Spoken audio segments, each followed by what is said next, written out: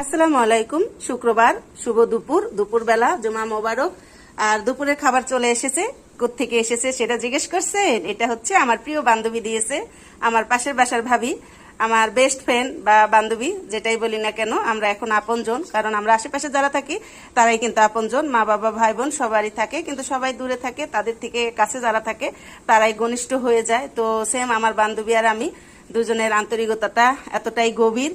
তো এই তো শুক্রবার, আর শুক্রবার তো স্পেশাল রান্না হয় সবার ঘরেই, কম বেশি ছোট বড় সবাই আমরা একটু স্পেশাল রান্না করতে চাই। তো আমার বান্ধবী আজকে কি কি দিয়েছে সেটা একটু বলি। আমি কিন্তু আমার বান্ধবীকে কি দিই সেটা কিন্তু আপনাদের বলছি না বা দেখাই না, বান্ধবী যেটা দেয় সেটাই কিন্তু আমি দেখানোর চেষ্টা করি।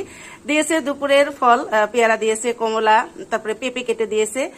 ভাত খাবার পরে ইনশাল্লাহ খাবো। এখানে সালাদ দিয়েছে, লেবু। আর ভাবি এরকম সালাদ বানায়, এই সালাদটা খেতে কিন্তু অনেক ভালো লাগে। তবে আমার ঘরে আমার বাচ্চারা একটু আস্তে আস্তে গোল গোল করে কেটে দিলে ওরা পছন্দ করে, ওদের জন্য আমি ওইভাবে